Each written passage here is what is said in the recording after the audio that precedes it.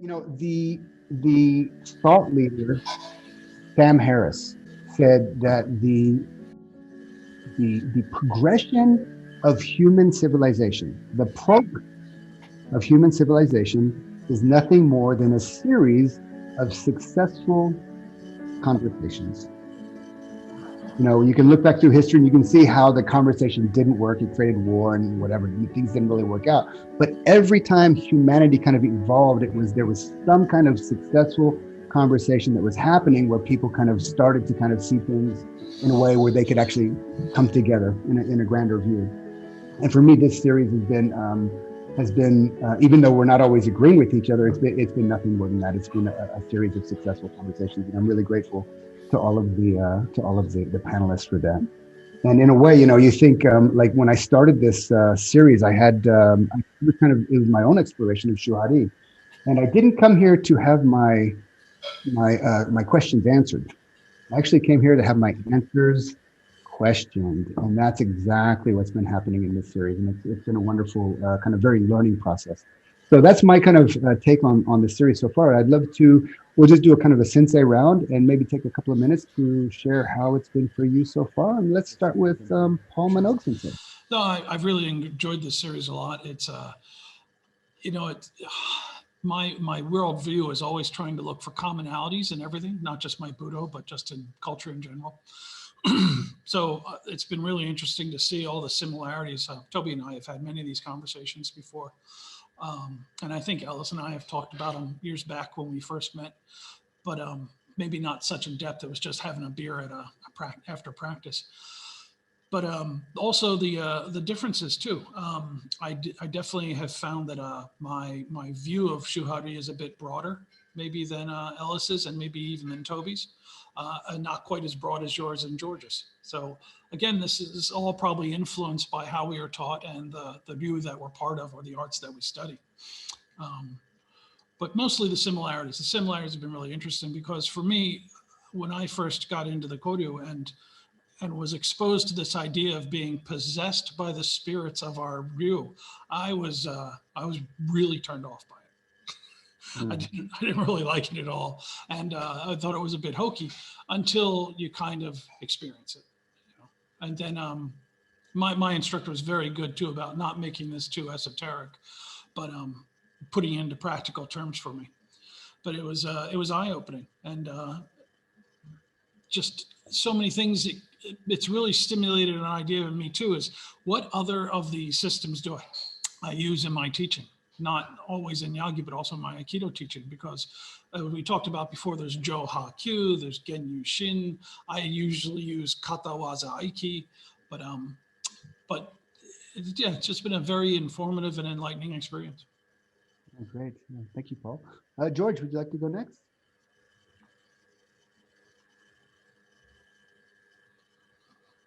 Yeah, so Paul, yeah, there you go. We were talking, briefly about this whole Shu-Ha-Ri being context sensitive. And I think that's one of the reasons why, my views on it, which I've incorporated into how I think about what I do as a teacher. That I was taught by a guy who was an Uchideshi of O-Sensei and spent, many years doing the 24-hour a day training, getting up in the middle of the night and that sort of thing. And I know that the concept of Shu-Ha-Ri was implicit in how he looked at what he was doing with us. But just by coming to America in the 70s, his context changed. And then I've come to realize that as a teacher, trying to transmit what I was taught, my current context of my students is different than the context that I had back in the 70s. And so, yeah, I don't think that what I mean by Shu-Ha-Ri is we really have much of an intersection with what would be meant if you're talking to someone who's a Koryu guy. I see it as a generalized concept that can give shape to what I'm doing, but even the way that I had come to think of it, I'm not sure it's possible to accomplish now, given the change in context and how the art is being practiced. So, you know, I might keep the concepts, but they're having to morph all the time. And that's very different than the Koryu, I think. Great. Thank you, George. Ellis. Toby's joined us, by the way, so we'll get to him next. There we go. Yeah. So I got involved in this when Miles and I talked. He sent me a model of teaching that he had been developing based on Shu-Ha-Ri, and we began a conversation about that. And I think what has just been said illustrates a point for me. Most Koryu doesn't use Shu-Ha-Ri as a model. Shu-Ha-Ri is a Zen-influenced, art-associated model, which some Koryu and some modern Buddha strive to incorporate for various reasons. Philosopher Emmanuel Levinas said something like, differentiation leads to consciousness. And there's no doubt that the number 3 has incredible archetypal significance for people. The Trinity, for example, Father, Son, Holy Ghost. Is Father, Son, Holy Ghost the same as Shu-Ha-Ri? They both are 3s, right? Or even if you ask a Daito practitioner, Jujitsu, Aikijutsu, Aiki no Jutsu, which is a very specific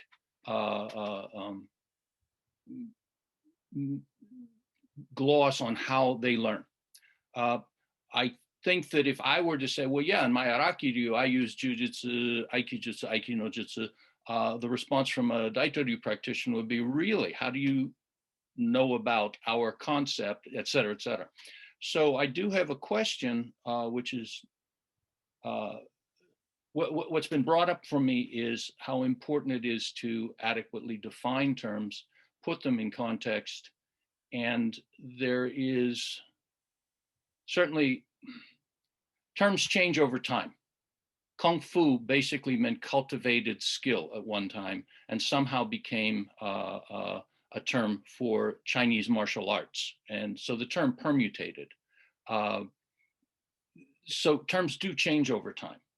I just, what this has highlighted for me is, one, the cultural drive that to change concepts in your new culture or in your new art, and at what point are you not adequately defining things anymore? Which makes me kind of curmudgeonly in this discussion, but that's what is brought up for me. That's great. All right.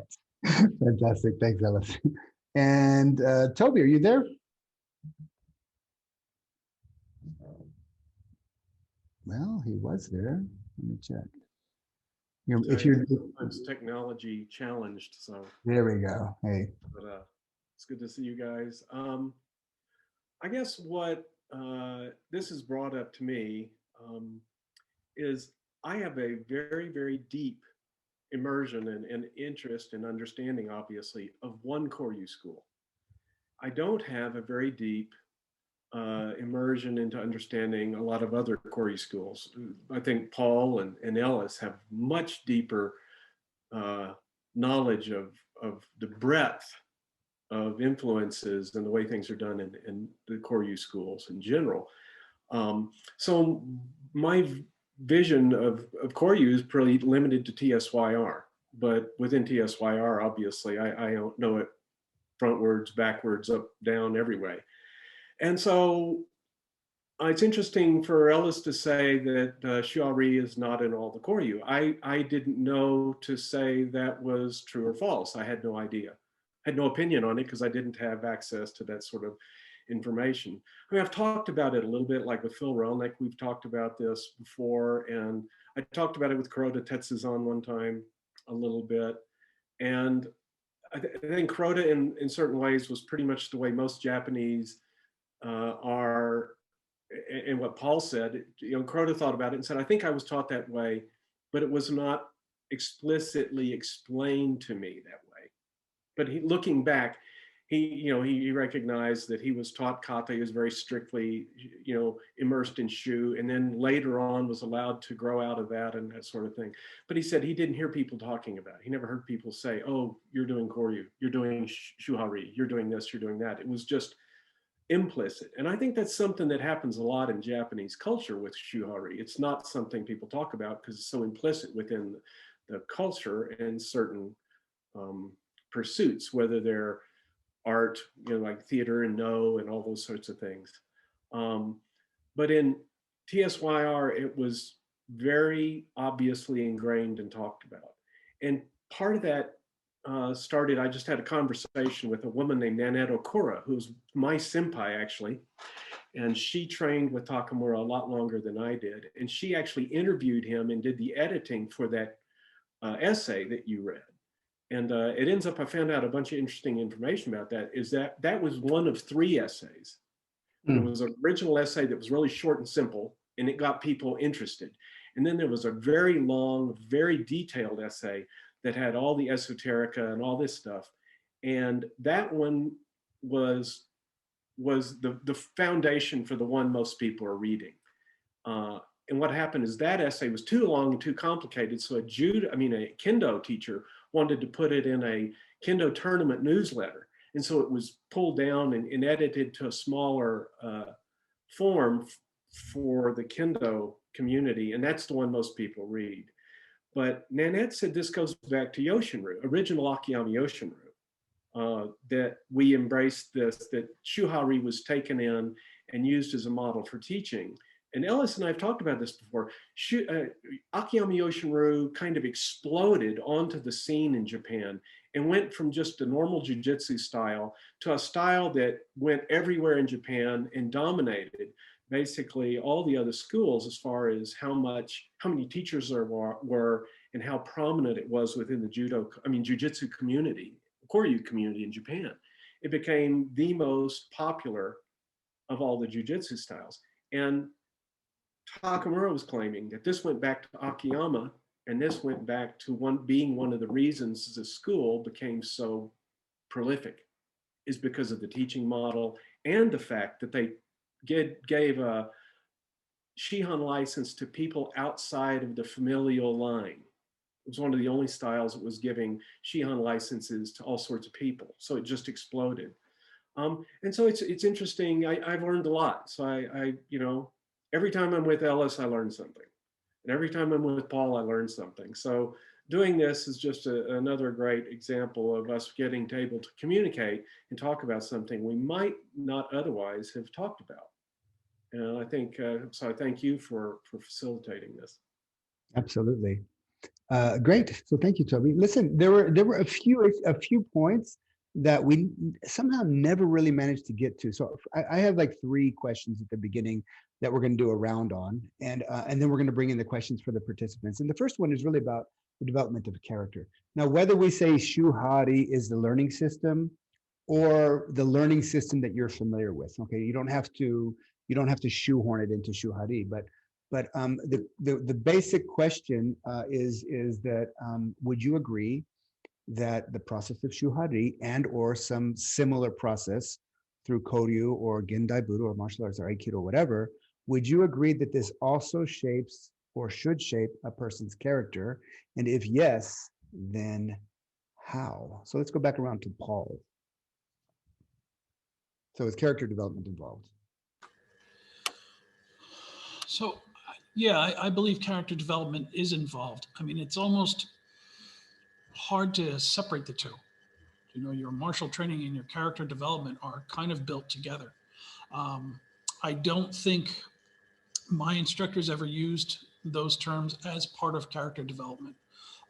My instructors were much more interested in the Confucian virtues and using the defects of the cup from a Chinese analogy, and leading by example quite often. It was more that way. But I don't think it's separate from it. I don't think it's divorced from it. It's just it was never used that way to explain it for me. Great. George? Yeah, I think, the character development aspect of things is, you can't separate it from training. Whether you consider it to be the point of training, there will be people who say, oh, it's not the point of training. All I want to do is be able to protect myself and fight. And there's other people who are completely disinterested in the ability to protect themselves and fight because they don't really think that's what the focus is. And so they have some other ethereal idea about what the training's about. But the fact of the matter is that if you throw your life, if you prioritize your life to focus on some practice or another, it's going to change you. And so, yeah, you could do an art. You could say that there's an awful lot of Aikido that the main focus is what you'd say character development. You could make a pretty good case for the doing of that art very seriously, probably completely ruins you as any sort of a fighter. That that if you did it really seriously, you'd be martially incapable and would have developed a whole bunch of habits that would have to be, just completely changed. And, on the flip side of it is you could do some art that is totally focused on the dark side and effectiveness and being able to do whatever is necessary to survive in a very hostile environment. And you could say that the character building aspect of that isn't the priority, but if you do that training, you will change.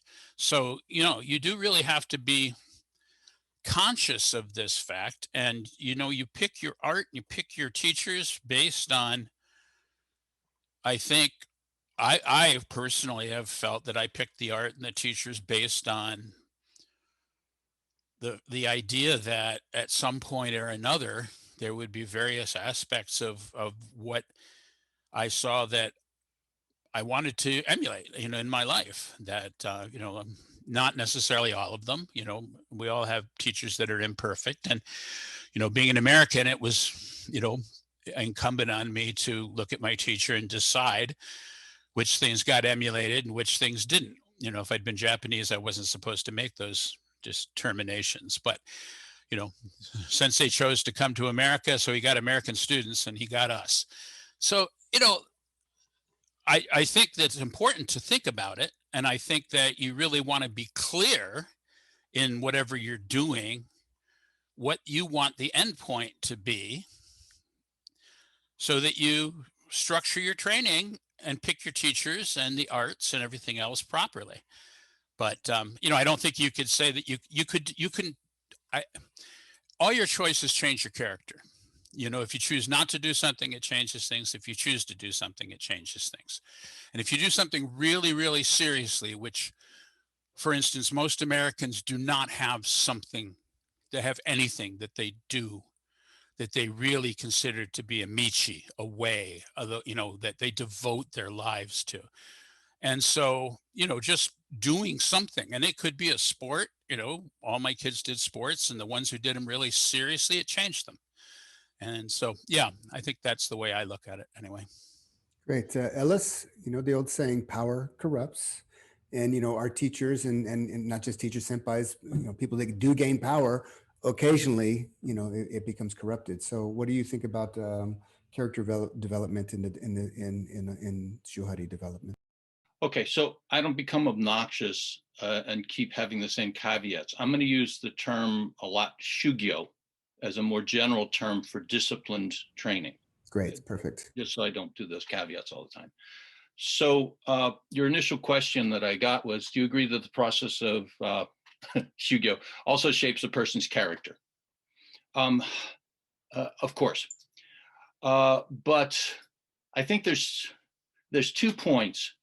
A tantric teacher, Aghayananda Bharati, I'm going to offend a few people because I'm going to quote him, but he basically said, quote, "An asshole becomes enlightened is merely an enlightened asshole." And so that if one talks about Michi and one talks about transcendence enlightenment, many people, I think, correctly could submit that the Enlightenment experience is value neutral. It is simply a perception, a certain perception of the way everything's structured, if you will, but it doesn't necessarily make you a good person. The second point that came back was a Kabbalistic rabbi I once heard said, I have no doubt that the priests of the Inquisition experienced exactly the same things I do when they went out there. The question is, what do you bring back, right? And which leads to the third sort of paraphrase, which was when I visited Hong Yixiang. Hong Yixiang was one of the most prominent internal martial arts teachers of Taiwan. And he looked at me when I visited him, and I was just basically a rough person trying to be thuggish, if I wasn't. And he said, be careful who you study with, because whoever they are will stick to you. And I think this is an important point in terms of your question. So yes, Shugyo changes character, but I think what gets obscured is perhaps a greater influence on our character is the character of our teacher, because that's the personal as opposed to the impersonal curriculum of the art. You can look at the students of Ueshiba Morihei, who studied contemporaneously with him. And some of them were very good people, some of them were and some of them were really bad people, right? They had the same shugyo, they went to the same classes. So part of it is what you bring. That the personality I walk into the dojo with is going to make a difference on what I learn from the dojo and from the curriculum. And two, it's what is the teacher conveying from his or her character as well. Yeah, not to mention our unresolved shadow issues and our teachers' unresolved shadow. We're both bringing something to the game. Yeah, yeah. Great, thank you, Ellis. Toby. Well, I'm going to be a little bit of the odd one out here. I don't think Shu-Ha-Ri has necessarily anything to do with it, with character. The Shu-Ha-Ri, or I'm a little bit with Ellis. I was using Shugyo in my own writings because I was a little uncomfortable with Shu-Ha-Ri, and I was making the point that these things are basically interwoven together. But the process has nothing to do necessarily with the tools that you use in the process. So to say that the process affects somebody's character, I think misses the point that what really matters are the tools that you use in the process. And Ellis is right, one of those tools is the person teaching. And I think that's really, really important. I think Shu-Ha-Ri by itself can be used to create a demon. I'm not going to name any names, but there's a person that I'm aware of that is very highly trained and is probably one of the most evil people I've ever met in my life. Fantastic technician, absolutely dark. And so what do you do with that? The process basically was very similar, but he was just morally blind, I think. And so you have to be real careful thinking that the process affects people, because it's the tools used in the process that affect people, and then the teacher. Takamura Sensei was great about this because he was very, very overt and unusually explicit in how he taught this to me and how he explained the tools and how it all worked. And that was because he went through something. He went through a rather bizarre life. I think Ellis is probably the only one here that knows it. But he went through a very dark period in his life and emerged from that. And so he saw the whole possibility, how you could go one way or you could go to the other. It's downright archetypal. So, you know, here's the deal. You can't tell somebody to be moral. You can't tell them to have character. So how do you do that? How do you convey that information? Well, one of the best ways is just to be moral yourself. So when you teach people, to be an example to people. The other thing I think is really the problem that all modern Budo have is in Koryu, I get to choose people. I get to look at people and I get to use those same skills that were taught to me to evaluate myself, to evaluate the potential student. And there are a lot of people I don't take because I recognize I don't trust them, I can't trust them, I will never trust them, and they're not worthy of being taught. So that's another part of the formula for Koryu. I get to choose who I want to basically spend time training, and I evaluate the character up front. And we have two pneumon, we have two levels of pneumon in Shindo Yoshiru. So when you come in, you have to take a blood oath to join the school. And then before you enter into Gokui level training, you have to take another much more serious pneumon. And this also weeds people out. It's a matter of weeding people out and being able to test their character. And so it's a quite complicated subject and not easy to talk about, but I don't think the process has anything to do with it necessarily. It's the tools that the process uses that make that determination. Yeah, that's great. Thank you, Toby. You know, like in Buddhism, you know, Ellis was talking more about the triplet, the triad, and one of the triads is the three trainings in Buddhism: the training of morality, concentration, and wisdom. And morality is considered the foundation. So within that philosophical / spiritual school, the foundation of everything is really the moral training, and we don't always get that in martial arts, though. Or I think it's there implicit, but not always explicitly. Thanks, Toby. We're going to change the order here a little bit. We're going to start with Paul, and I want to talk about this kind of this tension between, you know, we all have an innate nature to learn and become more. It's kind of part of our nature that we just want, you know, we want to grow and evolve and become more. That's in us. And yet many times, certainly in Koryu and in the style of Aikido that I did, which was a very traditional form-oriented preservationist style, we have these preservation of forms. And there can be a tension between the need to preserve and the need to grow. So basically the question is, you know, how do you reconcile the necessity to preserve the forms and traditions with our innate evolutionary impulse to go beyond the preserved boundaries and create new forms? Paul? For this, I can really only speak to my specific view, because the other Koryu I've experienced, I haven't gotten to that level. But there's not really a problem, because we have henka, and we have other ways to express our creativity within the ryu. But the kata always remains the kata. If I was to see old video of the previous headmaster and then my teacher, and if I had seen deviation in kata, I would have questioned it. Now, of course, one of these guys was actually 6 inches shorter than the next one, and I am a foot taller than the last one. So there are little physical differences, but you know, there's still concepts and certain things that have to stay the same.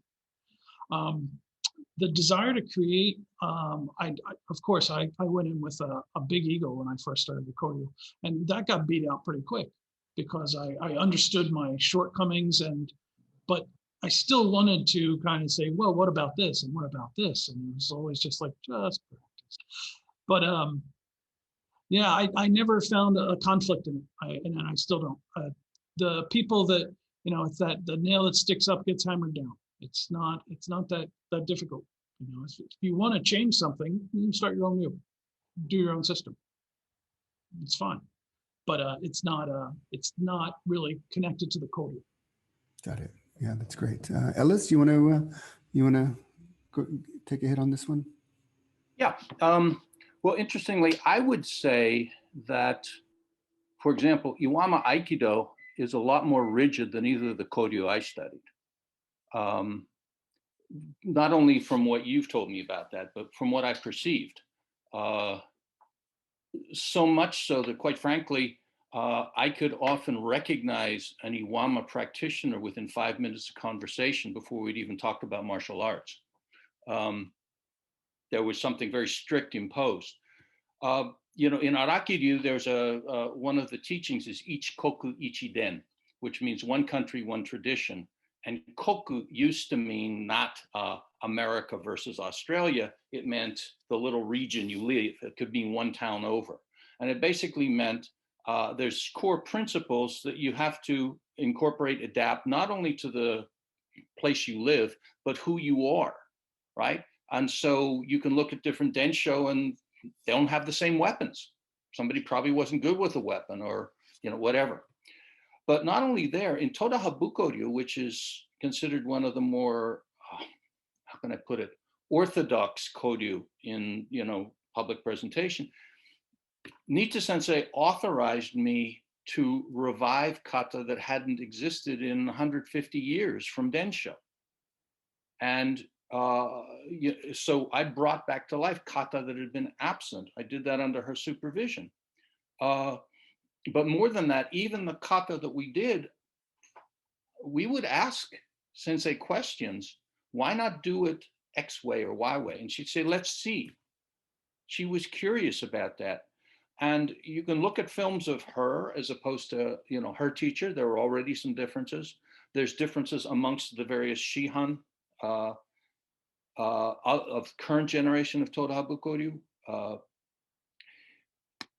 So first of all, the tension is maintaining the core essence. It'd be like somebody saying, don't shame the family name. There's a wide range of things you can do, but if you do this, we don't want you as part of our family anymore. So similarly, there's going to be a point where if you do certain innovation, you're no longer doing Toda Habukoryu, Shinkage or something like that. So that's the first thing. There's a sort of core compass. The second thing in terms of your question of innovation, from a Koryu perspective, innovation happens after you truly have been educated and understand, right? So if, for example, Paul or Toby said, hey, I've really been looking at this kata set and I realized somewhere along the line, footwork changed. We're taught to do a sliding footwork, but on rough ground, that particularly is going to cause somebody to slip. So I'm now having people pick their foot up as opposed to the way I was taught. I'd be like, cool. But if one of Toby or Paul's students said, Paul keeps teaching a sliding footwork, and I know that won't work on rough ground. So I've decided to change that. I wonder if he'll notice. Not cool, right? So I think part of the tension in Koryu is mediated by not who is authorized to, merely who is authorized to teach by having this license or that license, but on a core level, who actually understands the ryu so that one is equipped to make changes or be creative in any sense. Great, thank you, Ellis. Toby, innovation in contrast to preservation. Well, it's built into our system, and I think it's built in, kind of like Ellis is saying, to a lot of Koryu. On my talk, I talked about the kata box, and that in the kata box, we have the omote kata, the ura kata, and then the hinka. And so we don't change the omote kata. The omote kata is set. It's the teaching kata, and it is the one that is the vessel that contains all the principles or all the riai for the kata. But once you move out of the omote kata to the ura kata, you're not only expected, but you're encouraged to do this process of evaluating and adding your own flavor to everything. So that's where the creativity comes in. That's where you address, I gotta take one of my guys, a guy named Chuck McCullum. He's a big, strong guy. And in the same dojo is a small woman named Erica Boland, who you actually met a long time ago at the Okamoto thing. Erica's tiny. They would do a urakata completely different because it takes into account their difference in size and their difference in strength and all these things. So the creativity is there. It just happens there. It doesn't happen at the shoe level. It doesn't happen with the omote kata, right? And so, but let's contrast that to, I've heard people say, oh, Koryu's antiquated. Yeah, thank you for letting me know. I mean, of course it's antiquated. That's the whole point. We are a historical preservation society. If we weren't, we would have a kata for throwing hand grenades. I mean, we're military arts. So the idea that somehow there's something not valued in Koryu are not valuable about Koryu because we're antiquated is sort of missing the whole point. The principles, it's like, I got a bunch of really interesting emails since this thing is started. And one of the emails was a guy asking me exactly what Gokui was. And so I had to explain that, you know, in kata we have Riai, which are the theories of the kata. And then above that we have what are called hongi, which are much more foundational principles. Yoshin-Ru, because of it's the myth about the snow falling off the tree and the branch of the willow tree flexing and all that sort of stuff. That would be hongi. It drives the whole identity of the school, this idea of flexibility, pliability, the store and release of energy and all that sort of thing. Gokui are the things we don't talk about, the ultimate drivers of the school. And we actually have two levels of those, Gokui and Okugi, which are more like mysteries. And so Ellis is perfectly right. The Gokui stays the same, always. You don't change the Gokui, because if you change the Gokui, you change the very heart of the school. You're no longer doing Shindo Yoshin-Ru. You're no longer doing Araki-Ru if you change the Gokui, right? I would argue you can't even change the Hongi. And then you don't change the Omote kata. But the urakata, you can do almost anything you want in the urakata. That's the whole point, is to give somebody a foundation so they have the ability to understand the principles and internalize those and then apply them in more creative ways. But the urakata still has to embrace the principles that were in the omote kata. Or you've changed the technique to something completely different. You've added a new kata. So it's very structured, but there's still a lot of freedom within that structure. Okay. Yeah, great. Actually, I hear you speaking, and I hear Shu-Ha-Ri, but let's move on to George. George, preservation versus innovation. Well, once again, my situation is different. Yeah, you know, I didn't train with O-Sensei. I trained with Satomi Sensei. To the extent that I have any idea about what O-Sensei did, it was all filtered through what my teacher told me about him and his training and what I've been able to read.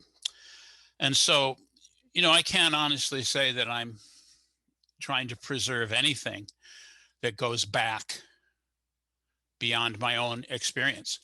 I was trained by Satomi Sensei, and I've been with him long enough to have seen him morph over the years as he's gotten older. I've seen his focus change, and this does relate to the Shu-Ha-Ri. I mean, his focus when I first started with him in the 70s was very much on giving us basic forms, although his idea of basics was nothing like, say, an Owama-ryu idea of doing the same thing.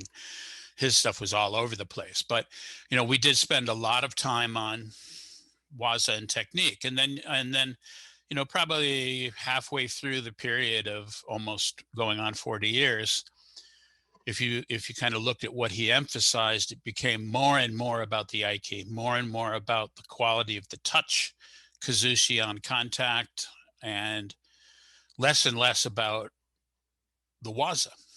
And so, you know, for those of us who started with him at the beginning, that's all hunky-dory, because it basically is the process that he was outlining the process that we were supposed to be following in our training.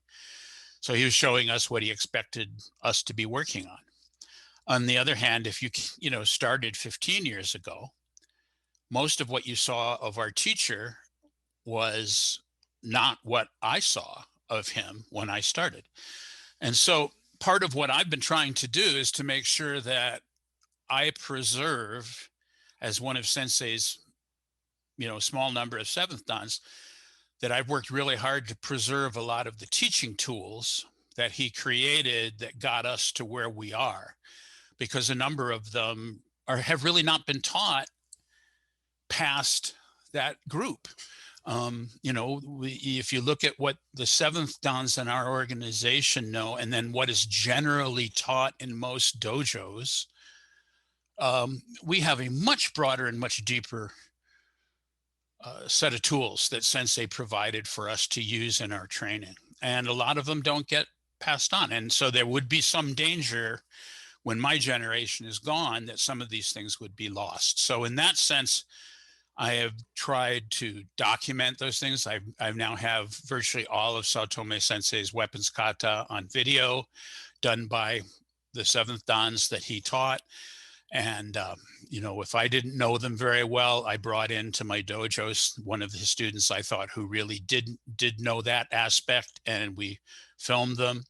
So that's the preservation side. On the other hand, the innovation side has been much more. I don't think Saotome Sensei was successful transmitting at least broadly successful transmitting what he really wanted to try and transmit.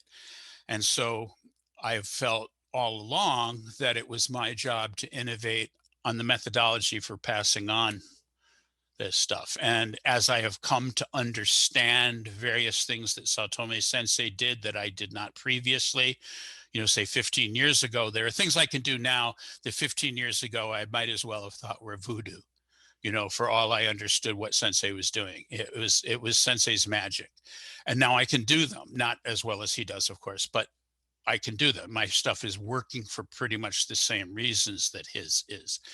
And as I have been able to figure that out, I look at it as my job to figure out better ways of passing it on than perhaps he did. So that's the innovative side.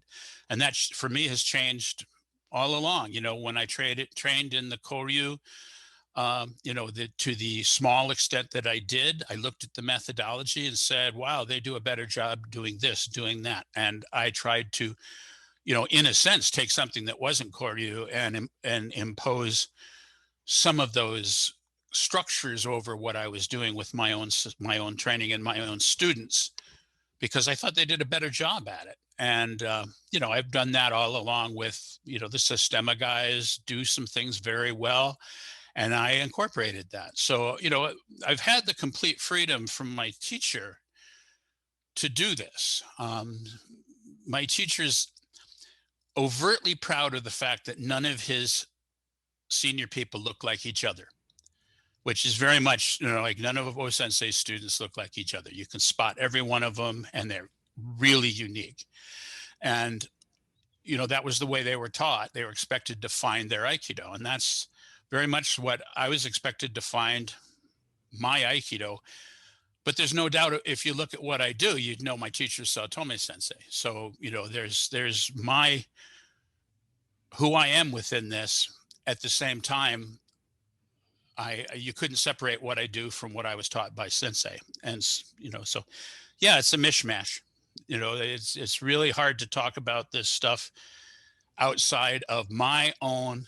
This is what my teacher did with me. This is what I can talk about intelligently. This is why I do what I do with my students, and everybody else is doing something different. Good. So let's move on to the next one, because we're more than halfway through the session already, and we still got quite a few questions.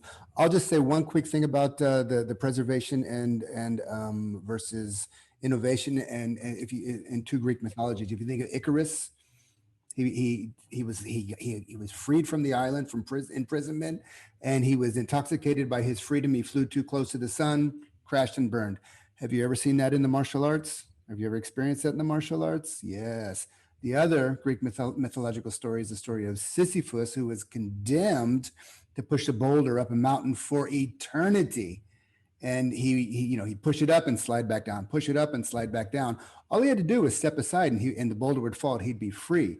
But he accepted his punishment and he was pushing that boulder for eternity. Have you ever seen that in the martial arts? So those two things are there. And I'm not saying one is right or one is wrong. If they are by themselves, they're going to be polarized and you'll get one of those kind of shadow aspects. But if there's a tension between the two, I believe that they can grow. I think we should do the next question in a rapid round, just because I want to get through some questions. We have a lot of questions to get to, and maybe we can all answer a little bit quicker. Just one question from Eamon Devlin in Athens, Greece. Eamon says, if the Aikido training method was to be reversed, with the teacher regularly taking ukemi from the students, I don't mean by blocking, I mean just taking ukemi. Could this have a dramatic effect on the Aikido teaching efficacy? Could the currently empty containers gradually be primed again with the requisite lessons in 30 seconds or less? Ellis.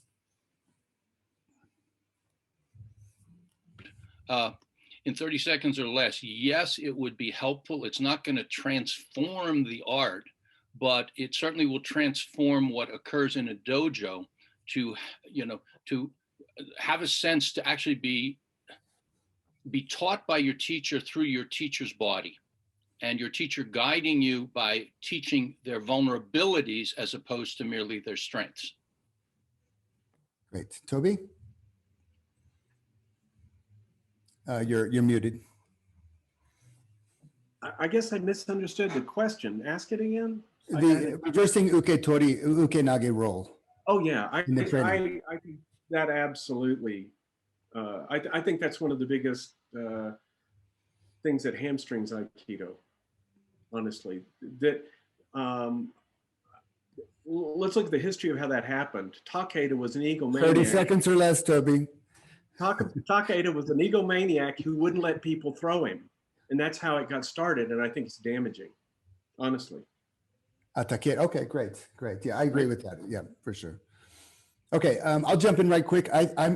Most of the Koryu guys have actually said yes. I don't do Koryu, so I don't know, but I question that just because when I was training, like back in Iwama, all the senpai they could have been sensei anywhere else in the world, but they were just senpai, and I trained with them, and we exchanged roles. And also with my students, I take a lot of ukemi. So, and I think that it happens, but to be honest, I don't do Koryu, so I don't completely get what you guys are saying. I'd have to train with you to find out. George, 30 seconds or less. Well, there's no question. I think that that's one of the things that has made the transmission kind of screwed up in Aikido. And yeah, I do that with my students. That methodology was not really designed for having lots of students, 30 and 40 people in a class. So, okay. But if when I'm teaching my students, and I typically have a class of 6 or 8 people, maybe less, I go around to everybody and I grab them, because I can't, in terms of the Aiki and developing the Aiki body and that sort of thing, I can't get that across to somebody unless I can put my hands on them and feel them and give them feedback and let them feel me do it with them.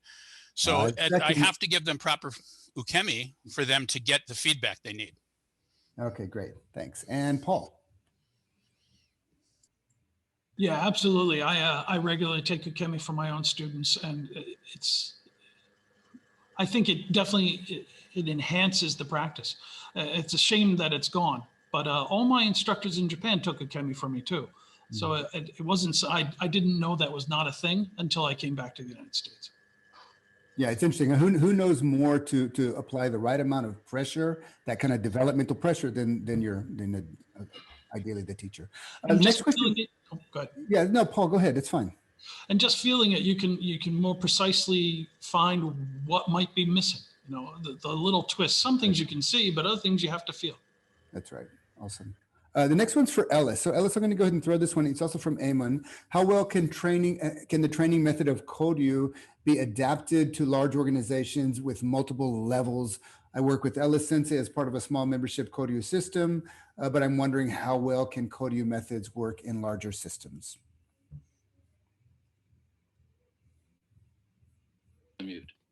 Okay, so not only do I think not, I don't think they should. I think it would be damaging to Aikido as it is to be done in a Koryu model. And the reason for that, and I'll keep this short, I think the real genius of Aikido was not Ueshiba Morihei. Well, let's say he was the genius, but the most important person was Ueshiba Kishomaru. And what Ueshiba Kishomaru did was really, in a sense, with other teachers following in his wake or being Shoda or whoever, he created a reciprocal method of practice. And the important thing about that is, in my dojo, in my Koryu dojo, the senior students, in my eyes, are better people, not just better waza. They're more important to me. They're better. They have found merit in my eyes that the junior hasn't. They haven't performed up to the same level yet, or they've been there a long time and they aren't getting with the program. And so they aren't as suitable as humans to be hard about it.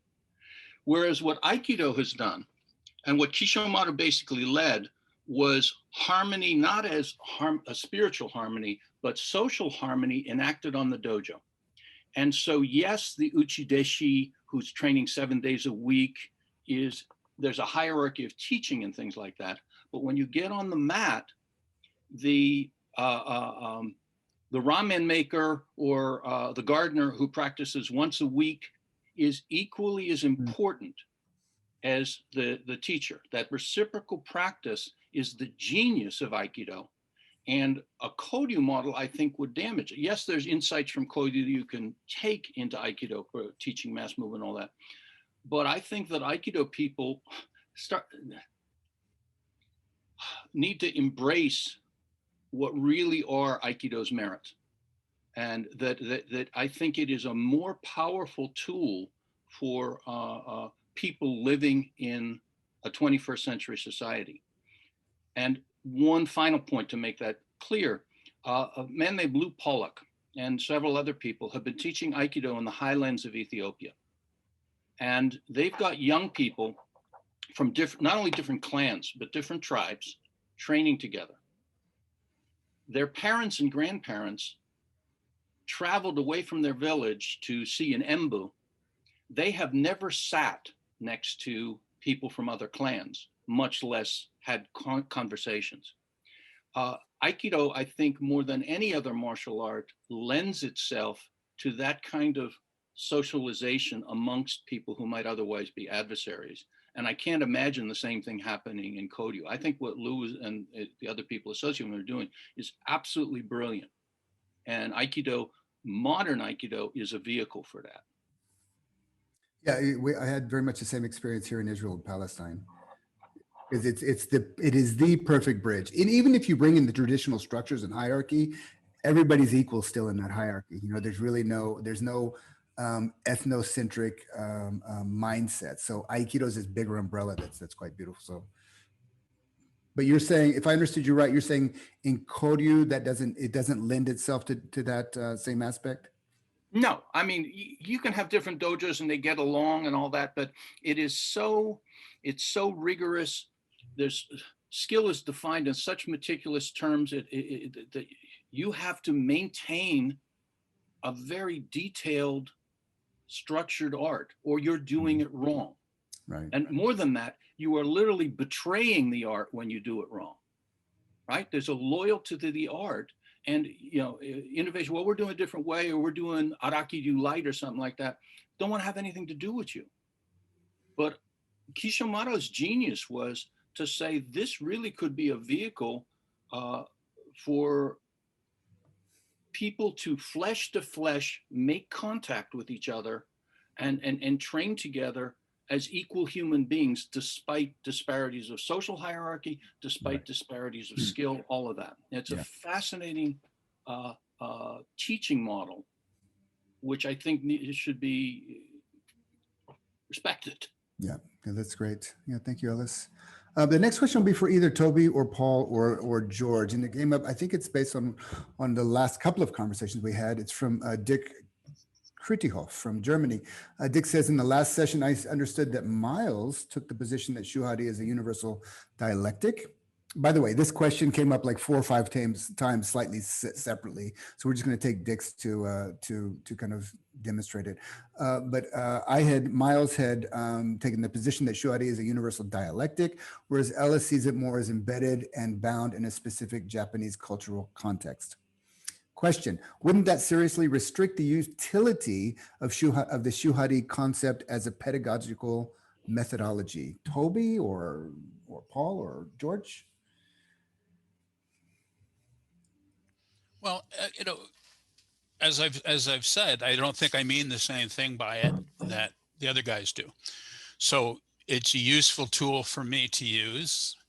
It would just be a mistake for me to be trying to say to my students that when I talk about it, it's the same thing that if they read Toby's book and Toby's talking about it, you might as well understand we're talking about different things, you know, but that doesn't mean I can't use the general framework. You know, I think that Shu-Ha-Ri sort of in a general sense is implicit in the transmission of knowledge in most Japanese systems.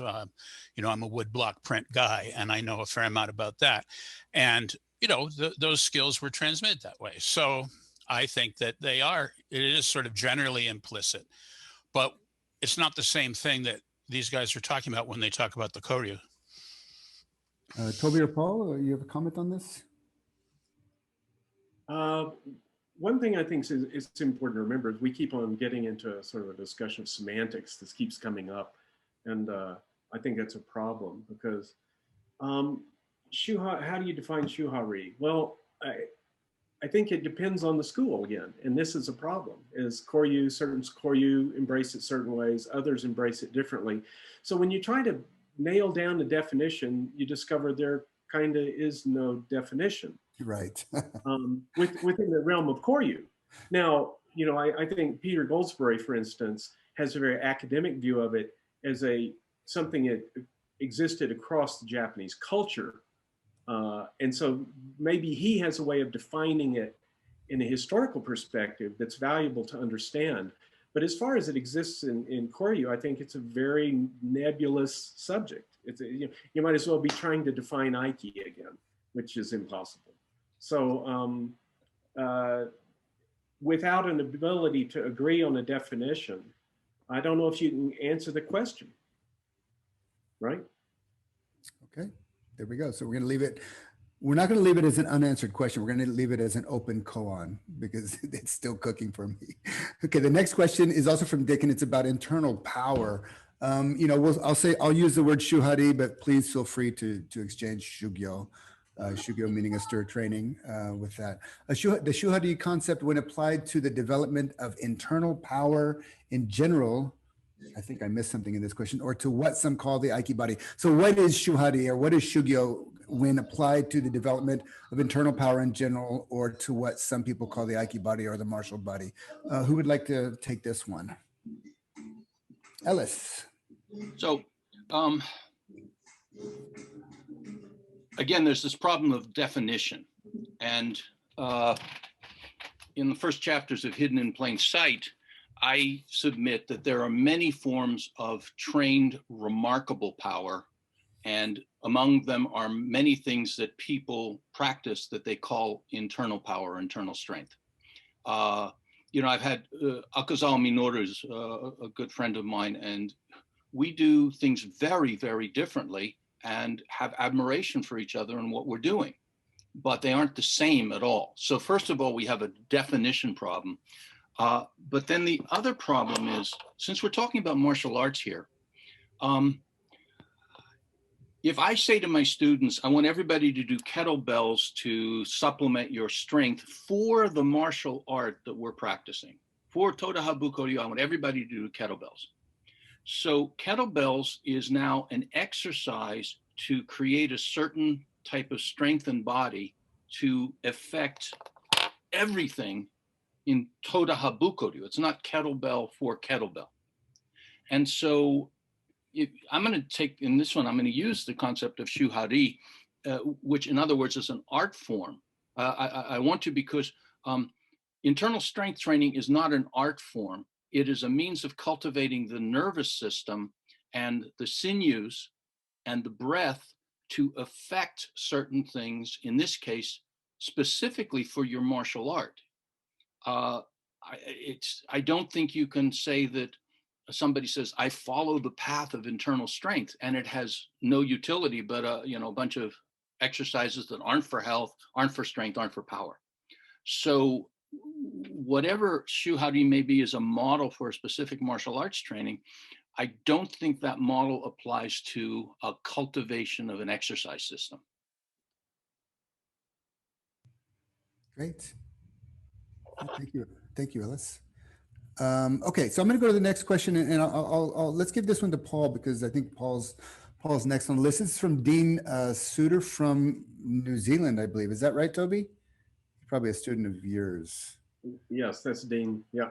Okay, great. So Dean says, the traditional Japanese teaching model appeared to rely heavily on a student working hard to learn what is provided by the teacher. It was a grueling apprenticeship where the obligation lay firmly on the student.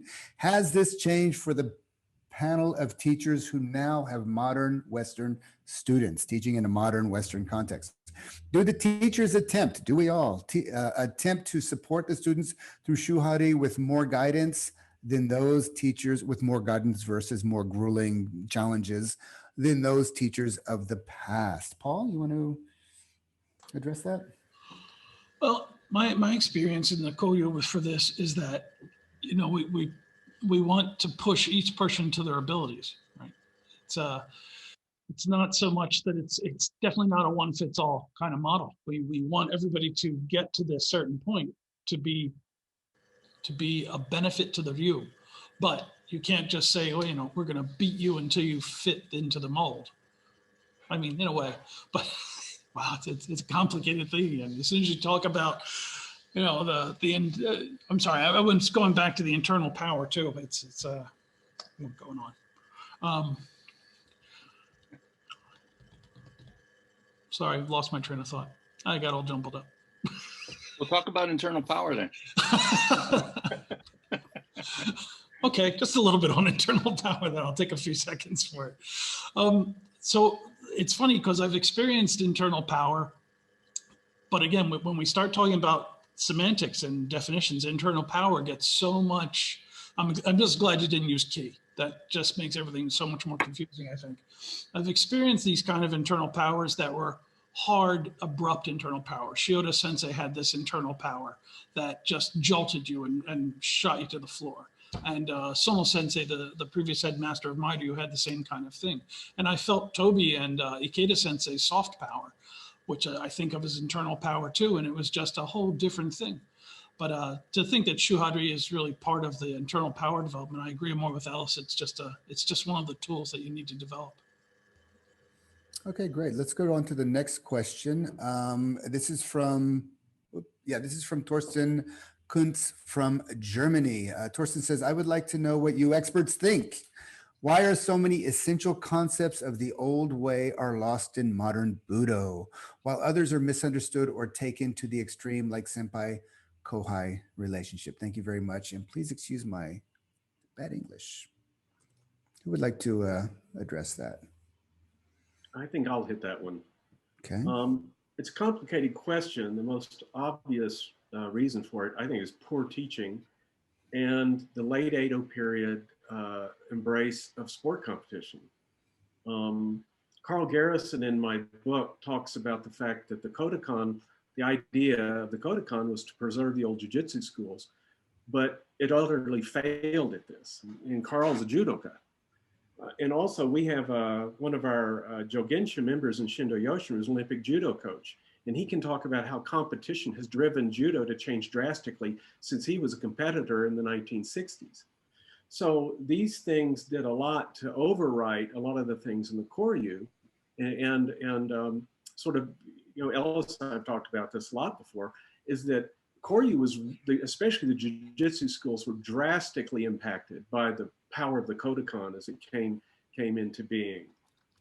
So these things changed the face of the Koryu schools, influenced a lot of the Koryu schools to the point that they became just another version of judo.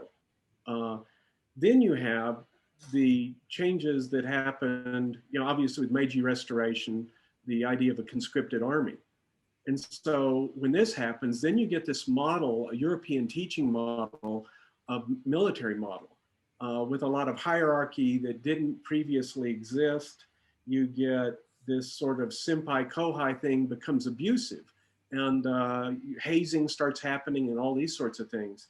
Whereas in the Edo period, samurai were basically brothers in arms. A lot of them grew up together. The relationships were very tight. So the kohai and senpai relationship got distorted in the modern era, and then that got taken into modern Budo. So you have to go back to the old Koryu schools to see a more I would say, healthy example of how senpai-kohai relationships should operate. Miles, I'm sure you experienced this at Iwama. I'm positive of it. In fact, I think you've told me about it. And what did I tell you? Well, basically that the senpai-kohai relationship was borderline fanatical at times. Well, there was hazing, a lot of hazing going on. Hazing, and, you know, I was 25 and I loved it. You know, I was. Yeah, you would never see that in a Koryu dojo. Oh yeah, right. Yeah, yeah. Never. So I think sport competition has a lot to do with a lot of the stuff being lost. I think it definitely had an effect, and then modern era changed that as well. So, right. That's my 2 cents. George, do you want to comment on this before we go on the?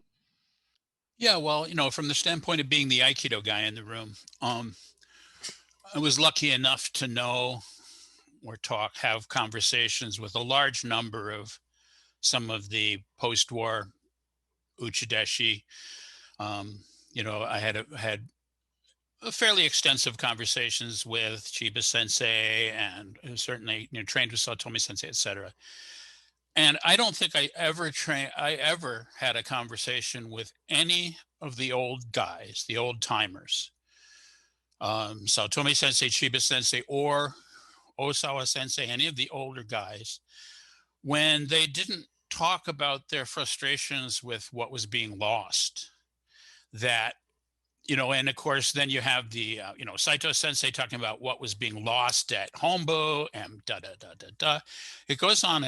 And so, you know, this is something that Aikido has struggled with all along, that that everybody went his own direction in Aikido. And yeah, Ellis's point about what Aikido should embrace is certainly valid. And I don't want to give the impression that somehow or another I don't love Aikido. I mean, you know, it's been my life, and I love the community. And I think that there are various things that Aikido has that nobody else has that I think are really important. But I also think that that even the top practitioners of the art have not been necessarily happy with how it proceeded. And I think that, you know, we've all made our different choices about how to address that. So that's it. Okay, great. Let's go on to the next question. Next question is from Frank Schubert. Also, no, Jorge Costa. Sorry, Jorge, I skipped you. From Portugal. So Jorge says, are there any signs, any behaviors, some ways of practicing that help us to recognize at which level somebody is according to the Shu-Ha-Ri theory? As teachers, how can we orient students to progress from one level to another?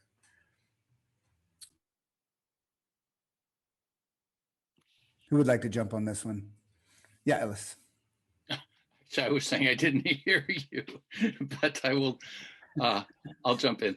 Of course, you know, I'm going to change this to Shugyo once again, and I don't necessarily subscribe to the idea that there are discrete levels. At least when you are in a period of when you're in a relationship of intimacy with people, it blurs, right? If I go once a year and teach a seminar and I don't have any contact in between, I could, my goodness, how you've grown, you know, like a grandparent, so to speak. But I think the best way to determine, speaking as a teacher, is if I taught you something once, do you manifest it the next time? How many repetitions does it take for there to be change? In my own mind, I should never have to repeat myself. Never. One time should be enough. It should trouble the person to such a degree that they abandon all else until they fix that problem, which is the most important thing in the world, because I said so.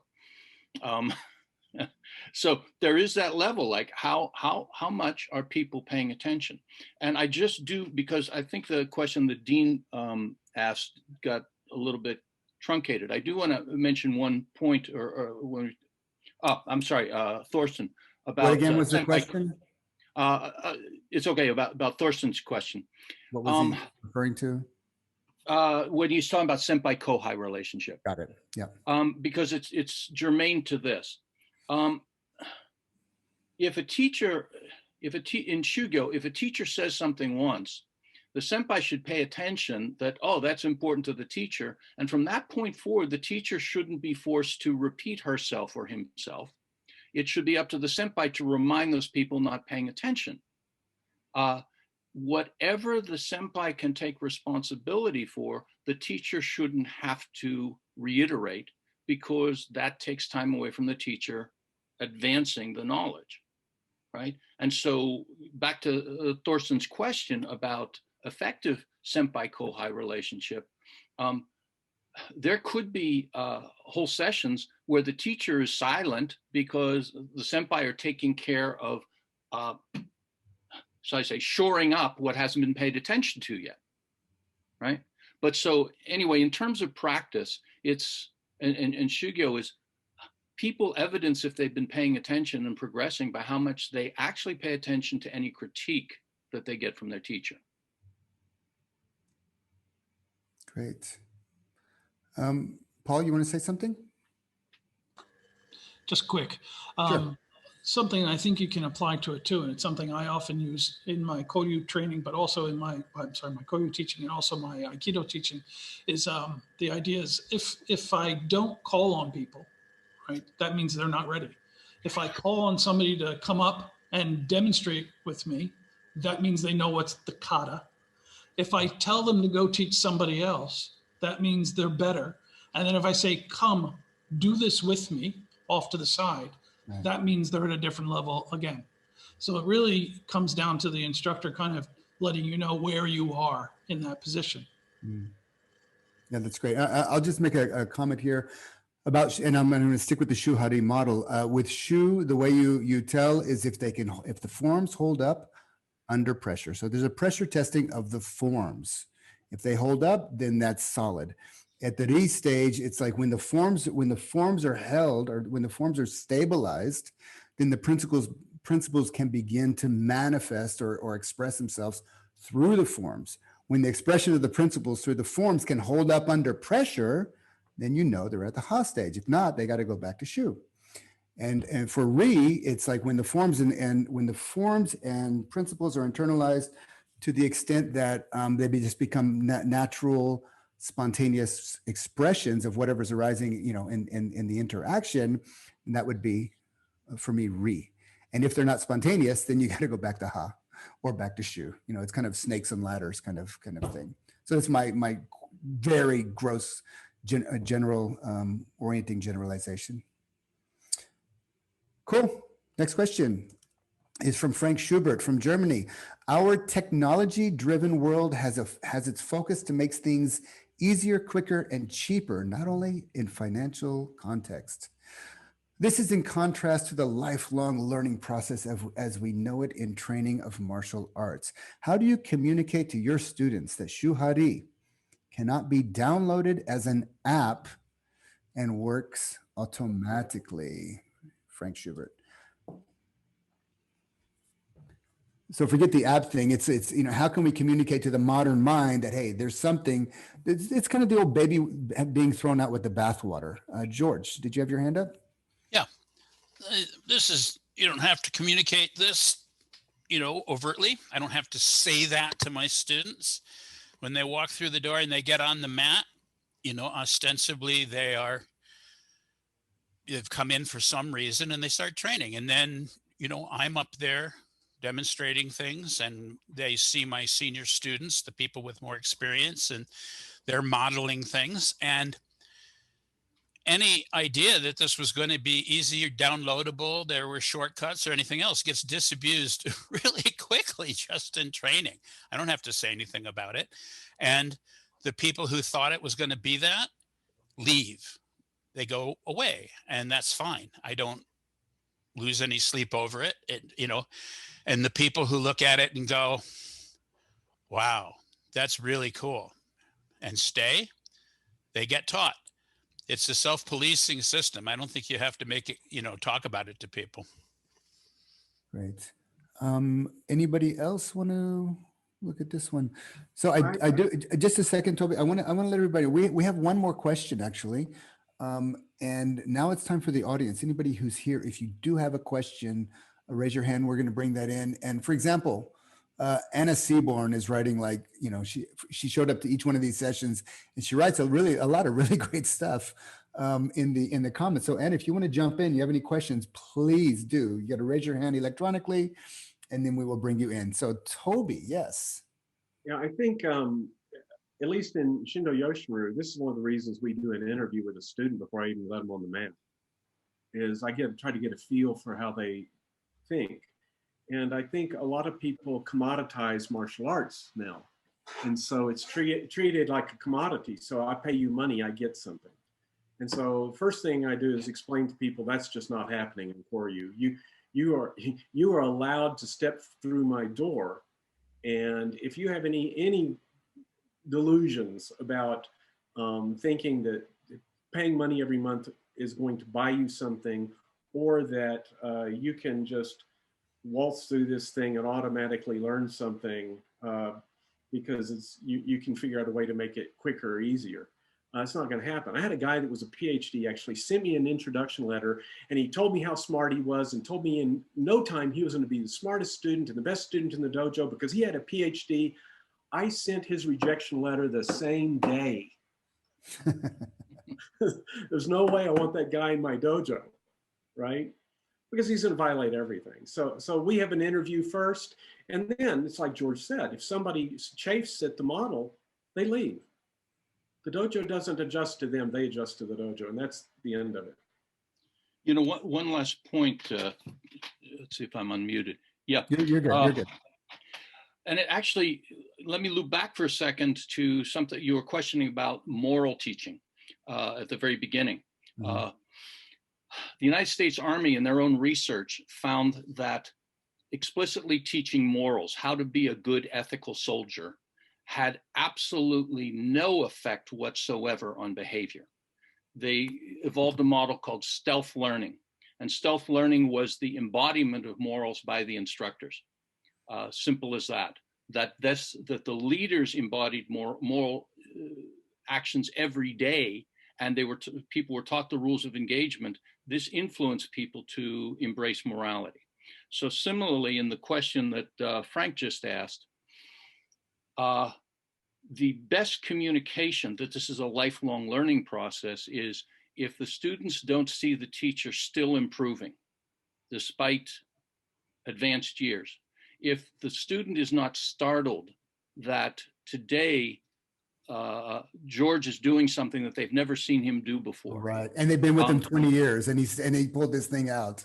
Right. It's obvious that the teacher herself or himself is not satisfied with the state of their own art. If they aren't inspired by that, then they will not perceive this need for lifelong learning, right? But the teacher should be calling the student onward by her own behavior, his own behavior. Great. So now I just want to add one thing here, because it did occur to me that it's kind of related. It's actually a Zen story about a student. He went to the monastery, and the teacher said, "What do you want to do?" He says, "I want to become enlightened." He says, "Okay, you got to sit. Here's the rules. You're going to sit. You're going to wake up every morning at 4 o'clock. You're going to go to bed every night at 11 o'clock.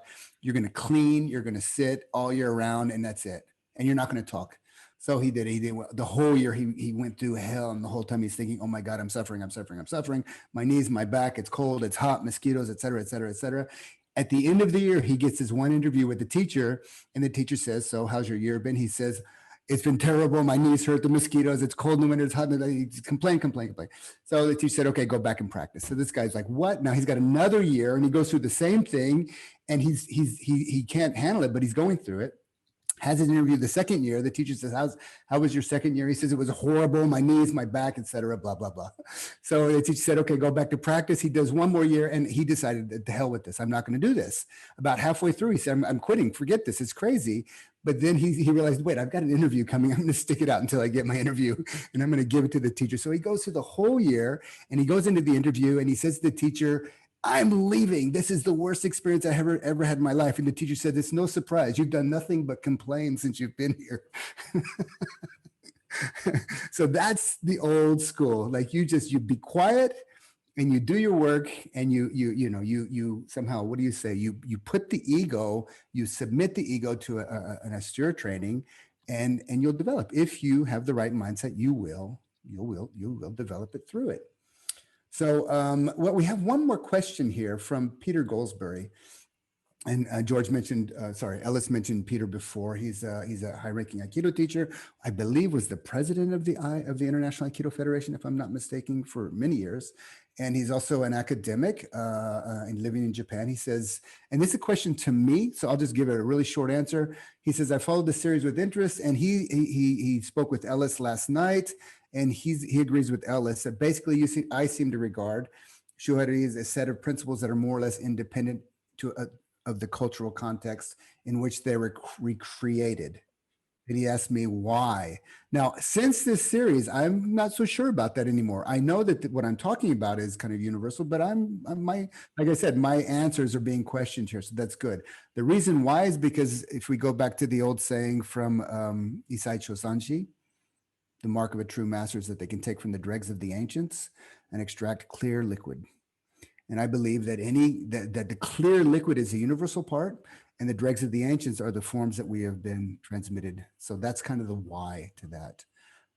Let's go down our list of questions, and then we'll let everybody else answer. Debs, can you open your camera and open your mic if it's possible?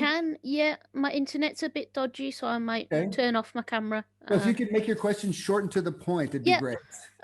So in Koryu, the Koryus that I do Musoji Kiden Eishinryu and Hyoho Nitanichiryu. And in those you can see a progression. So they've been structured by Oi Masaji Sensei and Musashi Sensei. So you can see a progression of Shuhari within the sets. But quite often in the West, we don't have the benefit of a really high-ranked teacher as Uchidachi, and then just the students as Shidachi. Quite often, lower-grade students have to act as Uchidachi to higher grade as Shidachi, or even kind of like quite similar level. So how do you sort of get over that, or how do you get around that when you have that situation? Or how do you see how can people progress if the levels are very much similar between the teacher and student? Great, Debs. Who would like to take that? Toby, George, Paul, Ellis? Okay, Toby. I'll try a little bit. Yeah. There just has to be a very clear decision made as who's going to be the senior in the kata. For good or bad, there has to be that relationship. When you have two people that are unsure of who is the Uchitachi and who's the Shitachi, the teaching model falls apart. So we only have this problem in Shindo Yoshuru when we have a study group where there's no sensei. There's a study group leader, he sort of leads the group. But if you have a group without a licensed instructor, they have to report to somebody who's a managing instructor for that study group. So I think there has to be a sense of seniority as far as who's teaching and who's not teaching. That's my answer. Great, Toby. Thanks a lot. And thanks, Debs. Appreciate it. Debs, we're going to go to the next question. By the way, we've gone an hour and a half. I should check with Toby and Ellis and Paul and George. Are you okay with time? Yeah, great. Okay, we're just gonna keep going then. Long form dialogue here. Brandon Williams Craig. Hey, Brandon, how's it going? Nice to see you. Going well, thanks. Nice to see you too. Great. What's your question? Okay, let's see. Short and to the point. So I'm an unlicensed practitioner of Shindo Yoshinryu in addition to being an Aikidoist. And it seems to me, I'm not trying to out Toby on any of this, but I'm hoping to make a statement and be corrected rather than sort of frame it as a question, because I'm not sure that I have the experience to frame it as an adequate question. So it seems to me that a lot of the times that Toby is saying there's a bunch of different definitions of something. And so it's like trying to define Aiki, and that's pointless in large part. It seems to me that the questions that are coming up about Shu-Ha-Ri are largely misunderstandings of the dilemma, and that the question is about how to frame the question. So are we using it in the traditional Japanese sense, or are we using it, but there's an archetypal core to learning the thing, diverging from the thing, and then departing from the teacher into naturalness. And that's the learning model that we used when we were children to become adults. And we just keep doing that over and over again. And the question is, which kind of thing are we doing now? So Aiki means a bunch of stuff. this is the part that I want you to practice. Please do it like this. Shu-Ha-Ri means a bunch of stuff. If you're in George's dojo, it's going to be different than your mine. This is what I mean by it. And you define it, the person gets to understand what the question is. And that's how Shu-Ha-Ri applies, like any of the other monster principles, like kind of center or energy or any of that stuff. It could mean anything. Does that make sense as a question? Is that the way to look at Shu-Ha-Ri? It's learning how to handle the question more than locking down the answer. Toby? I'm gonna let Miles hang that one up. What was that?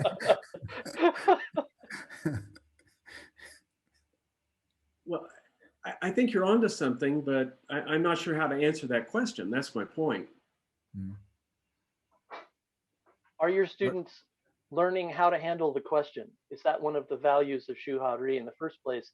Is that it poses the, which phase are you running? What can you look forward to, and what's your appropriate role? Once you understand the question, then you'll know what the function of Shu-Ha-Ri is. Oof. I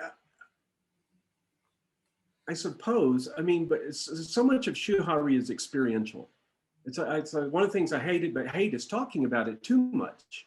I mean, when you get to be an upper level instructor, we talk about it a lot because the teacher wants to make sure you understand the process so deeply that you can teach effectively with it. But that, we talk about, you go through Shu-Ha-Ri and then back to Shu. If you haven't made that first rotation through those, you kind of don't know what the hell's going on yet. Right. You have to go all the way through the process and back to Shu. And that second time, you're like, now I got this. Now I understand how this all fits together. Until you get to the third time, you say, oh, now I really got it. Yeah, well, that's the way it goes. And that's what Ellis was hitting at a minute ago when he said, the student has to know the teacher's always learning. Yeah. The teacher has to keep learning and the students have to keep following him. And so how this all manifests itself, it depends on knowing how to ask the question, absolutely. But it also depends on the teacher knowing the process and actually living the process as opposed to just talking about it. And I think it's too easy to talk about it sometimes. I said before, I mean, I was, I learned it through the anvil of Budo, and it was an anvil. And so that gave me a special perspective. And so I take my students through that same anvil. We have a thing called a Shinryoku Tanren, a test that somebody has to go through at the Gokui level. There's no way to explain it to anybody. I can't talk about it in any specifics, but it's something you cannot practice for. It's something you could never imagine. And it's one of the most grueling experiences you'll ever go through mentally and physically in your life. You have to pass that test before you can go into Gokui level training, Shindo Yoshin. So once somebody goes through that test, they're changed. They understand the process now. And before that, they'll never understand the process. Not completely. That's great. I think George wanted to. I think George also had a comment to make. Yeah, so this comes back to lack of definitions or having definitions. In terms of not this larger discussion, but my students, to the extent that I use these concepts to organize my own and their training, I have come up with my own definitions of what I think these terms mean. And my students, I think, could probably discourse on what they think I mean by these things. So we have a set of tools that we can use to communicate with each other. And that's all, from my standpoint as a teacher, that's really all that's required for me. That if I'm saying something, they understand what I'm talking about, and, that I understand myself, what I think I'm talking about, and then it becomes useful. And it doesn't really matter whether, from my standpoint as a teacher, it doesn't really matter whether anybody else is using these terms precisely the same way I am. Just as, we have a general agreement about what the color blue means, but actually really nobody knows whether when I say blue, anybody else is seeing exactly the same thing I am. But, there's an agreement within my dojo, I think, about what some of these terms mean, which allow me to accomplish with my students what I feel I need to accomplish. Great. Fred Little from the Tankyushin Dojo. Fred, can you open your camera, Fred, and your mic? Can you see me now? Can you hear me now? We can hear you, and we can kind of see you. Yeah, there Kind you of are. see you. Sorry about the backlighting. That's okay. My question is about the context in which these operate. And I know we're almost done, and this is a terrible thing I'm about to do, but I'm going to introduce another trio of terms. Daiuchu, in, and en. And Daiuchu is the great universe. It's the context. It's the warp and the woof that we're going through. In and en are roughly intention and proclivity, will and karma. Where's this from? This is basic Japanese Shingon Shindo? non-dual monism. This is the worldview in which that Shu-Ha-Ri really comes out. Shinto or Shingon Out Buddhism? of or interpenetrates with. Is it Shinto or Shingon Buddhism? Shingon. But a lot of Shinto is Shingon. Okay. I don't want to stir that pot too hard. So please say the three terms again, and then your question. Daiuchu, the universe. It's Mhm. just the field on which we operate. Mhm. In and en. In is call it intention, and en is proclivity or Okay. karma. So the reason I'm throwing the terms in there is because Shu-Ha-Ri is we've been talking about it as a kind of organized pedagogical system or conceptual system Mhm. used for didactics. And in and en operating in Daiuchu, it's a little bit different. So I want to do something. It's good to have a pedagogy to do something. But all of the stories that I've heard from everybody who's trained in martial arts for a long time have had some incident of uncanny occurrence that was actually really pivotal in them ending up doing whatever it is that they do. That seems somehow totally outside this rational paradigm of Shu-Ha-Ri and instruction. How does that fit? So what's the question? The question is, how does chance? Are you talking about, so this, okay. So you're talking about chance. I'm talking about chance, but I'm also talking about the teacher encounters a student. The student has certain proclivities and tendencies and certain intentions and plans and schemes. And the teacher has certain proclivities and tendencies and certain plans and schemes. Okay. And how does this play out on the two sides? That's interesting. Yeah. Anybody want to address this? Yeah, Paul. I have something for that. It's partially from experience, and then it was explained to me this way. I said, my instructors love to use the term ten no michi biku. Heaven shows the way. And it was just something, I stumbled upon the dojos that I found in Japan. The Yoshin Honbu dojo was 2 blocks from my university. The dojo I gained access into the Yagyu Shinkage through was walking distance between my apartment and my subway stop, and things just kind of happen that bring you into this, so that might kind of go with proclivity. You've got this proclivity that you're looking for something, but at the same time, you're not going to find it unless heaven provides that direction. And I'm using heaven in a very broad sense here, but that was the term, the ten no michibiku, that I always kind of applied to that situation. I'll just say something quickly. For me, the saying that fortune favors the bold or the courageous, and none of my teachers happened by chance. It was always me approaching them, and I knew it was a significant encounter because the first time I met Saito Sensei, I vomited, or before class I was sick. I don't know why, but I was sick. The second time when I met my meditation teacher, I almost shit my pants, excuse me. And then when I met another teacher, I was shaking in my boots, and there was something about me, the smaller me, realizing that I'm in the presence of something that's going to transform me. And that was in my case. And there was no, you could say it was chance, but I think it was also my intention that created that chance to happen. Ellis or George or Toby? Well, So, Well, certainly, you know, in my case, it's exactly what you're talking about. You know, I met my teacher completely by accident. I was living after college in Washington, D.C. I had done some martial arts in college. I liked them, but, you know, I had never even heard of Aikido.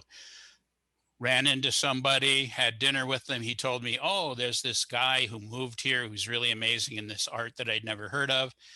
And then I was out with my ex-wife walking in Georgetown and saw a poster for a demo. And it was happening in like an hour in a couple blocks away. So I said, that's the guy we were told about. Walked over, saw the demo, took one look at it and said, that's the coolest thing I've ever seen in my life. And 42 years later, I'm still here. Cool. Yeah. Ellis? well, there's a couple questions there, and everybody's so far focusing on the almost like the karma, or anybody here, if you want to read perhaps the most magnificent story of karma, is the story of the ballet dancer Michaela de Prince. As a 3-year-old, an outcast child in an orphanage in Sierra Leone, she's standing by a gate of the orphanage, and the wind blew a magazine at her feet.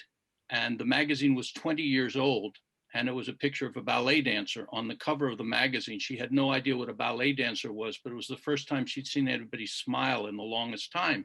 And she thought to herself, somewhere there's a world of fairies where they smile. I want to go to that world. And making this very long story short, she tore that picture, hid it. She's eventually became a ballet dancer. That someone, God, whatever, decided to blow a 20-year-old magazine with my wife's picture on it, by the way, to her feet.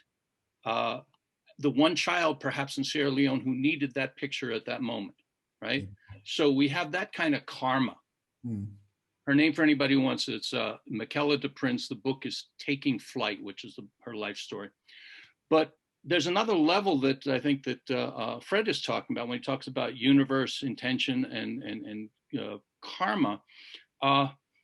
Proclivity. The Shu-Ha-Ri model, I think, is a model within this idea of a universe that one can be enlightened to. And one question, if Fred isn't asking the question, he should be, is what's beyond the universe? And in some view, they have this concept of Tengusho, which could be called the uncertainty principle, something that cannot be totalized or encompassed by any concept, even the concept of enlightenment and an interpenetrating universe. And some Koryu, at least, have built in their curriculum teachings to put the student in, if you will, an acausal universe, a universe where cause and effect no longer apply and yet have effect. So that curriculum exists. I will say, I think that Ueshiba Morihei was fooling around in that world with Chinkon Kishin. I mentioned this before. But so in the curriculum, there's teachings that are beyond a Shu-Ha-Ri model, whether implicit or explicit.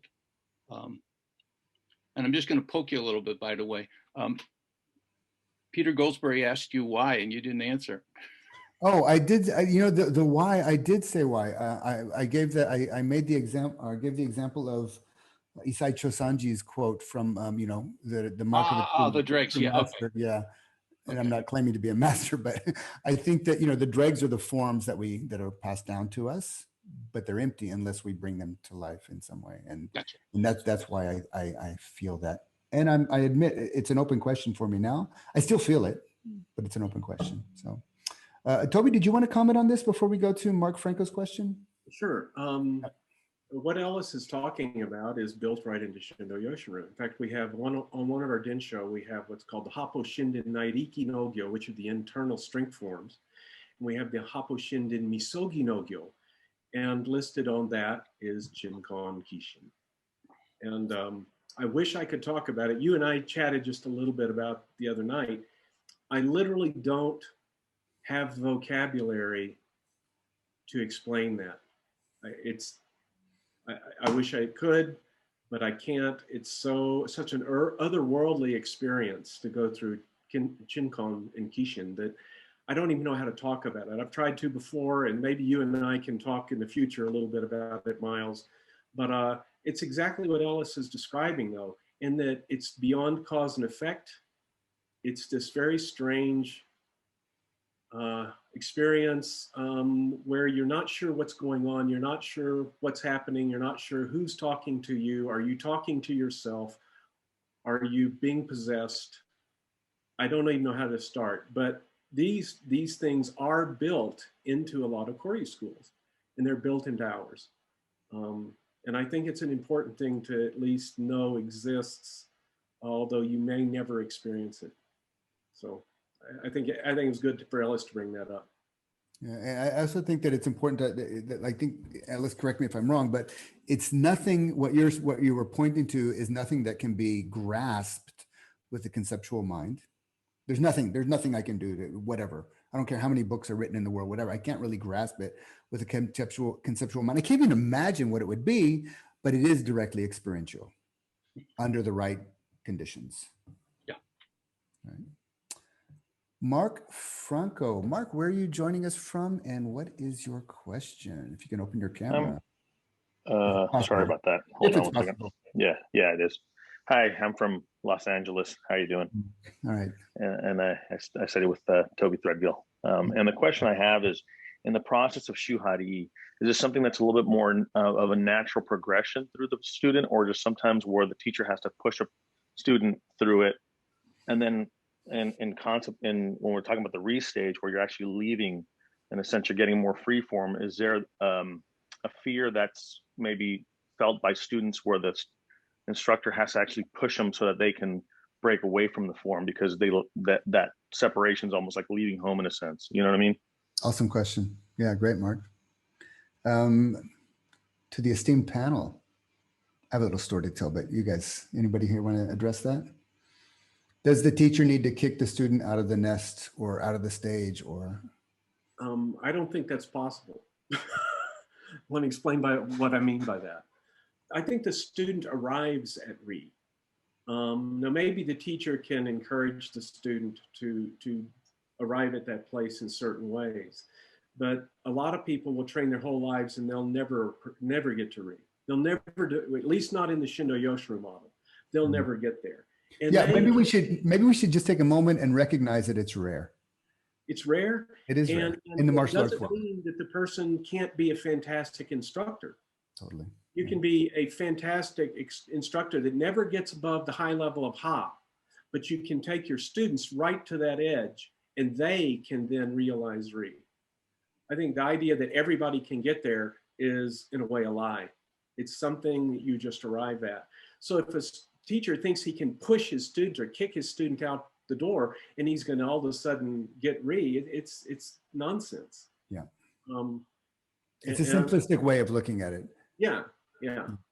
So yeah, I don't think so. It's something that it just occurs. I mean, if we consider for a moment that, you know, like the Pareto principle, 80-20, you know, of 100 people that walk into the dojo, maybe 20 of them are going to make it to Shodan. And of all the people that make it to Shodan, maybe 20 of them are going to make it to Nidan, and then all the way up. So it's already rare to reach the higher reaches of the art. And then from there to kind of reach some level of Ri, it's just rare in the martial arts world. Of course, everybody here has it. I'm not saying anything about anybody here, but I think it's something that doesn't need to be recognized as, you know, possible.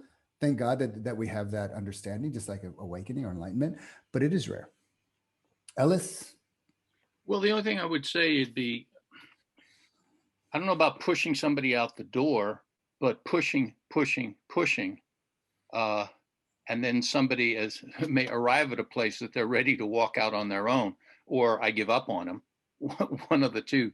I can't imagine any aspect of teaching where I'm not pushing the person and pulling them. You know, in other words, I'm trying to convey information that the person either doesn't understand or can't manifest. And that's your function. right. Yeah. And so I don't have this idea of if I build it, they will come. It's, No, no. you know. I agree completely with that. I mean, and again, when we're talking about pushing somebody, maybe I use the word a little different. I think I'm pushing somebody at Shu. I'm coaching them above a certain level, right? So the relationship, you know, Ellis mentioned before the difference between pedagogy and andragogy. I think we start out in pedagogy, we evolve into andragogy. And at that point, I don't think I necessarily need to push somebody, because I view that as meaning I have to provide motivation for them, or I'm forcing something on them, as opposed to, you know, challenging somebody is different. And so I'm looking at, like, I have to challenge them to achieve, but it's their job to achieve it. Does that make sense? Yeah. Yeah, I was just thinking as you're speaking the word challenge. Until somebody is Menkyo Kaiden in my system, I'm challenging them. Yeah. And I'm not yet. That's wrong. Yeah. You know. You know, there's a Zen story of a Zen master, and he had his top disciple became fully enlightened, and he went through the whole thing, and his student was enlightened. And the teacher, the Roshi, the teacher said to him, "Okay, you're done. You know, now, you know, go forward and live your life and pass on the Dharma." And the student said, "Well, if it's all the same to you, I'm going to stay with you because I love you so much. You've given me everything that I've always wanted, and I'm just going to hang out with you." And the teacher, they were on a ferry crossing the river. Sorry, I forgot to mention that. The teacher jumped off the ferry and drowned himself. It was his final teaching. Sorry, you're on your own, buddy. And that's kind of I don't know if it's a kicking, but it's definitely that last bit of attachment. And Anne Seaborn has raised her hand. Anne. Yes. Hi, thanks, Miles. This has been a really interesting set of discussions. It was just a story which my teacher used to tell that I thought might be a useful analogy. And he talked about how about the chicken and the egg, actually. So there's a chick in the egg, and the baby chick is inside the egg and will come to a point where it's close to hatching. And the mother hen is on the outside, and the mother hen can hear and see or feel, sense, usually hear actually, because chicks cheep still whilst they're in the egg, don't they? Can hear the chick tweeting. Now, the chick has to break the way out of the egg, because part of the growth that comes is they have to have enough strength to get themselves out, and they can only do it at the point where they have enough energy and strength to do it. The mother hen on the outside often will tap to encourage the chick to break through the egg, right? But not break the egg herself. But not break the egg, because if the mother hen breaks the egg too soon, then the chick will die. Right. If they don't do it at all, then the chick might not break through and will die.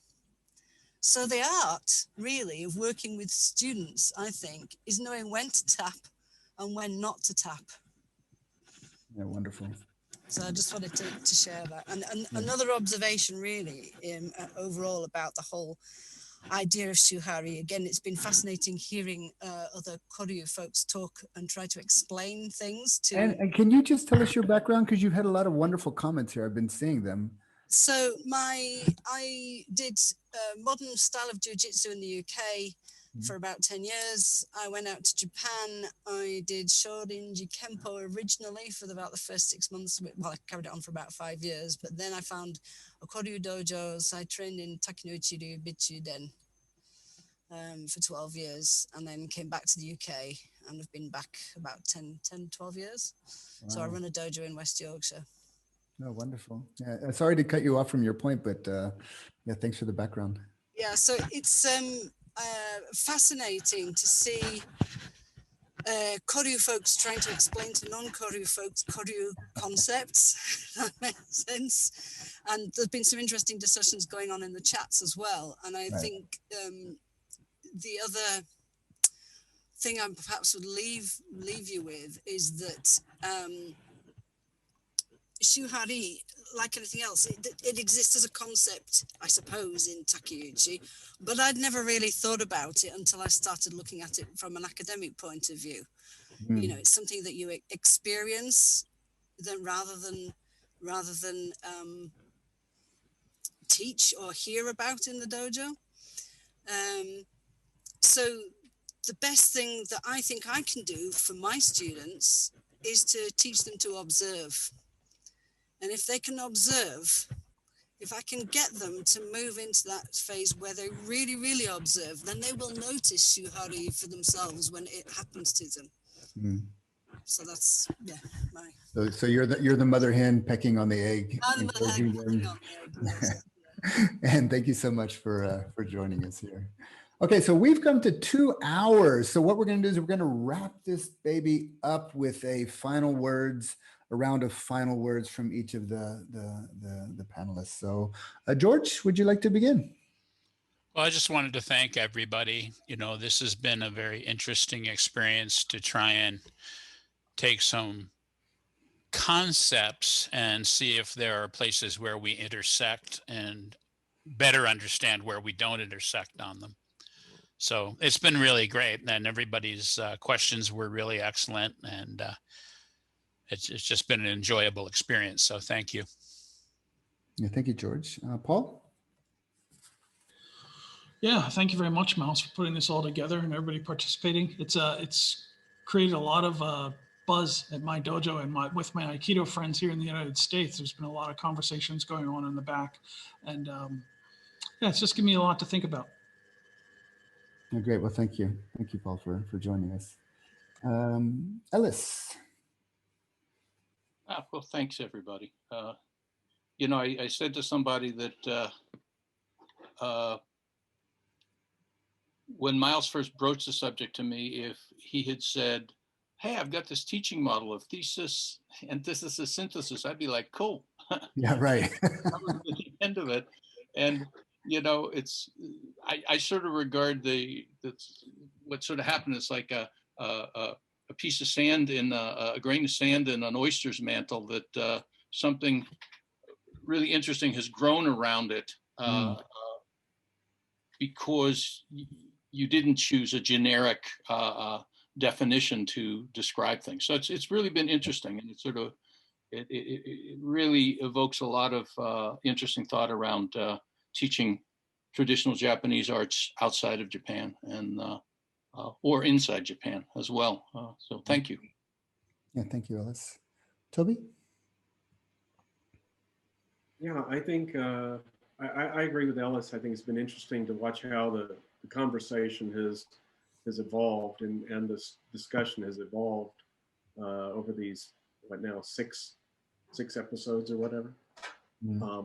And I think one of the interesting things that we've kind of been dancing around is that the way things are taught in Japan versus the way things are taught outside Japan. And so as people teaching classical martial arts and even Gendai martial arts outside of Japan, you know, how does that work and how does it change and how does it evolve?